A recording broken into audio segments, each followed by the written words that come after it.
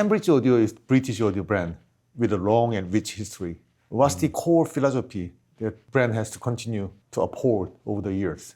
I think, Sam, maybe let me start with my story, because that's the start of the whole thing. Yeah. If we go back to 1968, I was very lucky to be born in that year, and so was Cambridge Audio. Something was more significant, maybe, not my birthday. It was the birth of Cambridge Audio, which started back in 68, literally in a garage, There were two university students from the University of Cambridge, obviously a very famous university, famous for its electronic engineering, actually. And it's still to this day, the electronics department of Cambridge University is one of the very best in the world. It has the absolute creme de la creme of electronics engineers and software engineers.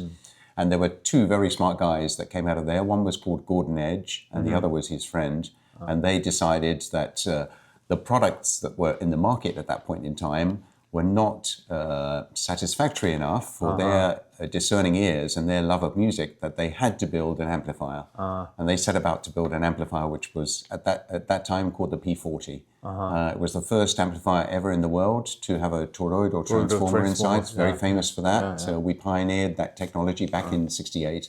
And it brought around a beautiful aesthetic as well. If you call the look of the P40, it was a lovely slimline amplifier for the first time ever in history. Most amplifiers were big fat things, And the P40 was a beautiful slim one with wooden sides on it and lovely toggle switches and things. A real object of beauty that still survives to this day. And they designed this amplifier, and it was iconic in those days. And that's, I guess, so reeling back to the core philosophy, these guys did something very special back in that day, and we continue to evolve it since. There were many firsts from the brand. The first two-box CD player, the first two-box CD player. Yes, we were the first people ever. If you reel further forward, just a few years ago, we were the first people to book Class AB amplification in a true wireless earphone, and we still do that now, which makes a real difference to the sound. So we are all about innovation and doing innovative things, let's say, in our products for the music. At the end of the day, we're here for the music. Let's not forget that. Whilst we're a technology company that does, what I like to think in my modest way, really amazing things. We have some very clever people that do that wizardry, let's say. Their core purpose is to serve the music, and the music is everything. We've got musicians in the business. Most of our engineers, in fact, are musicians. There's been some first-time milestone moments, like using the first-time toroidal transformer. Absolutely. And first-time AB class amplification in earbud. Yep. And many others. Not many people know this, but like other more maybe experienced or well-known audio companies, there are some very exotic ones out there. You distribute some of these brands yourselves. Very beautiful products. They're around us now, You can pay $10,000 US dollars, $20,000, $50,000, $100,000 US dollars and get the most wonderful sound system. But normal people, probably the people that are watching this recording, they can't afford that kind of gear. And we are not for normal people, We are for music lovers that can only afford a certain system, but desire to really hear the music faithfully reproduced as it should be. There's this kind of catchphrase that a lot of marketing teams use, as the artist intended. For us, we take it very seriously. Actually, it's not marketing bullshit for us. It's really, it's at the core. There's a cornerstone of why we do things. We're here to reproduce the sound, faithfully. That's what we're all about, and that's why we have so many talented engineers to do that.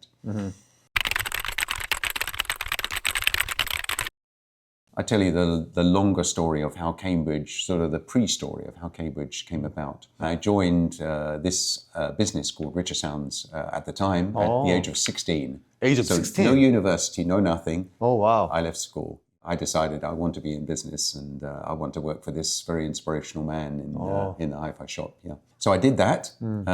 I grew through their business. They were very successful at the time. I helped that business grow to have many shops and to do some really exciting things.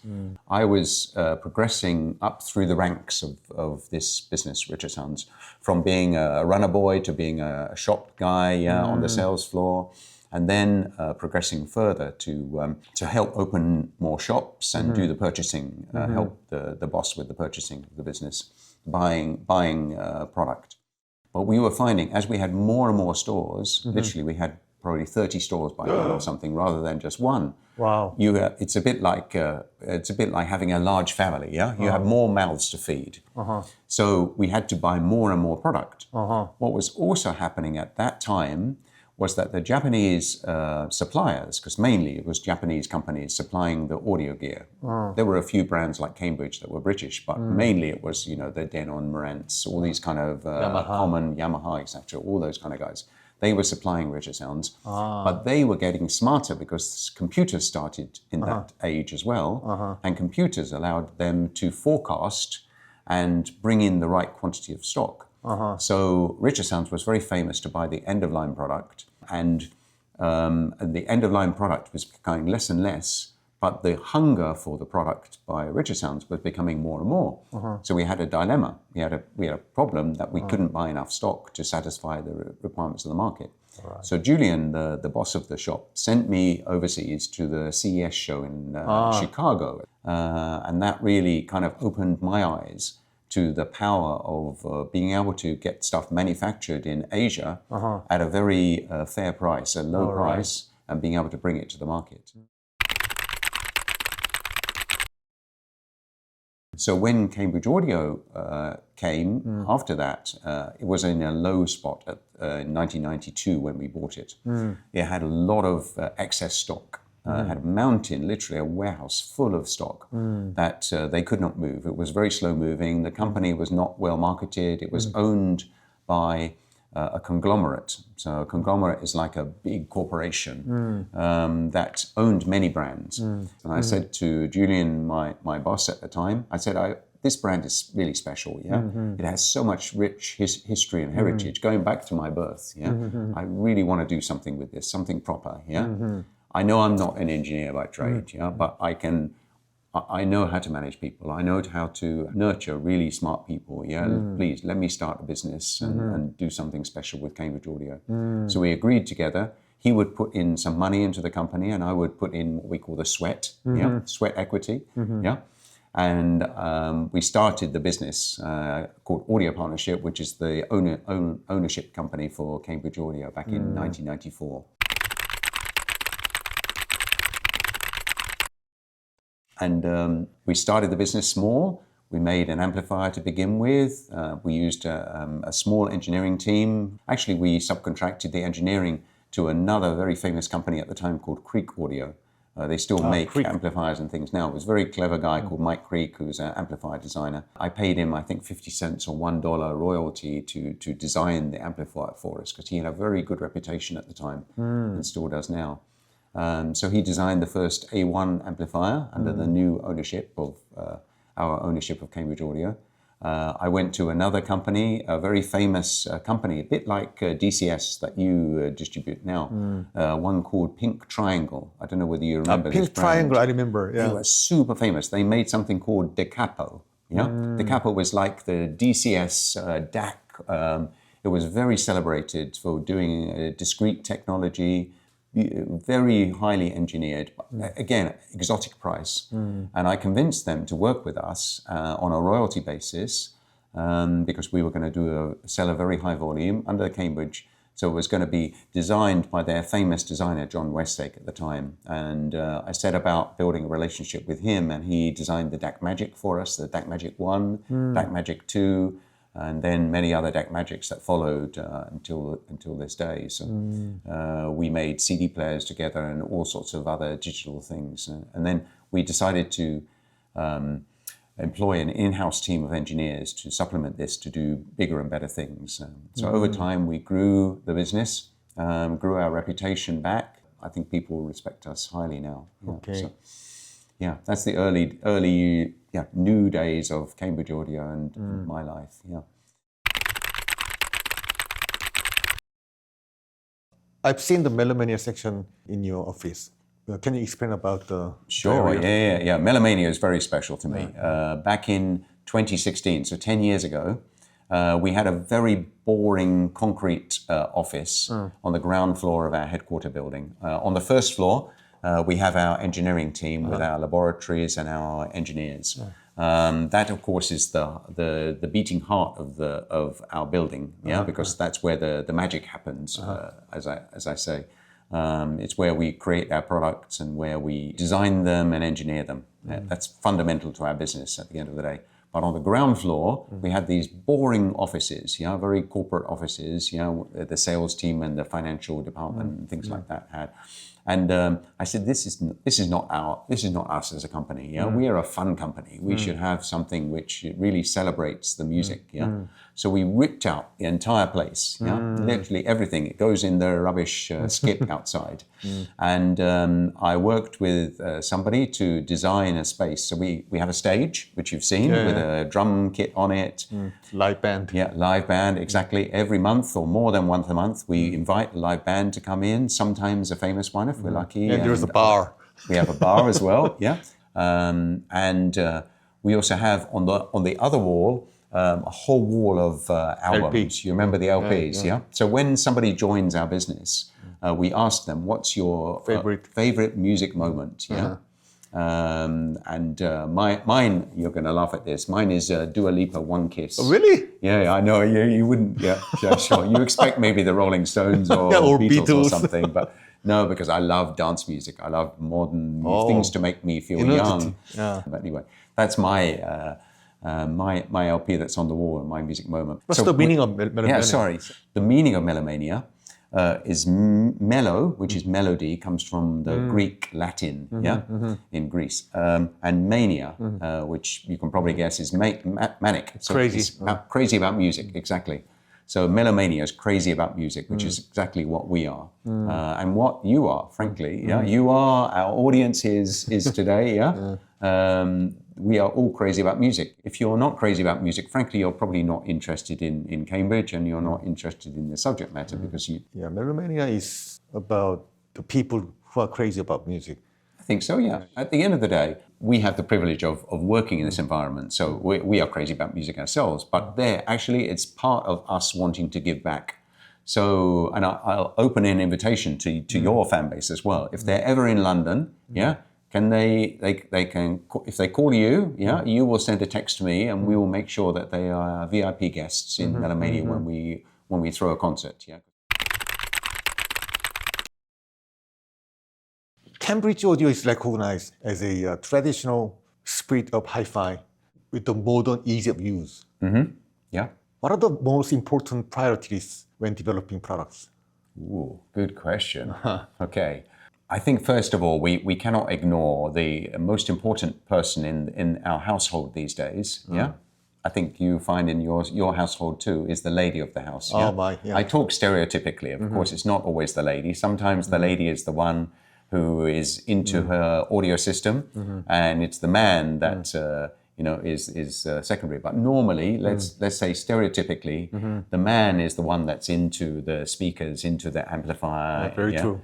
And the lady, is the one with the power in the house, though, who will accept it into her home, and she is normally somebody of taste, who wants her home to look beautiful and look elegant. She doesn't necessarily want all this equipment, in her home because it's maybe not as she expects it to be. So let's be honest. We need to make things that are beautiful these days. We cannot make things that look like they're big pieces of engineering brute force. That's not acceptable to the modern home. And I think especially in a Korean home, same here. You have very beautiful, clean lines and things like that. This kind of thing is very important to you and the most important of that person in the house, which is often the wife.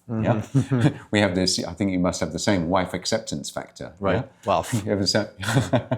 So. we need to design things first and foremost that look elegant and catch the eye in a positive kind of way. And for that, we have strengthened our engineering team on that side of the business. Maybe 10 years ago and 20 years ago, we didn't have such a strength. We designed things that were more engineering-led. Nowadays, we're thinking very much, how is this going to look beautiful in your home? How is it going to work elegantly and simply? Simplicity is something that people talk about a lot. Yeah, people want simple things. They want simple things that are easy on the eye, simple to look at. When they use an app, they want it to be simple to use. Simple is actually not easy to design. Yeah, it's much easier to design complicated things. Yeah.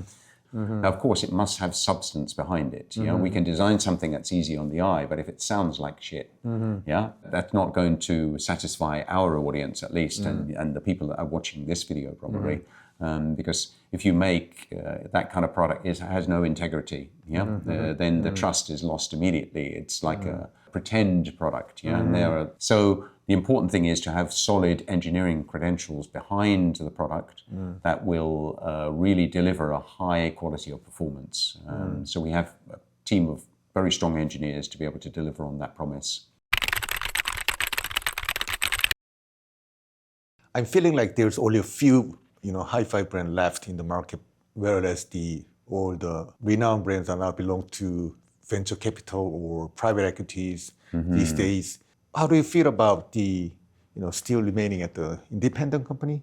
Yeah, it's true what you say. It's when you stop and think, it's a bit sad, really. It's very sad. If we go back 10 years, 20 years, 30 years, there literally every company was independent, and it had an independent spirit about it. You remember those days, You had smaller companies that were owner-led, and they had a real passion about them, There's an identity there. Exactly. Yeah.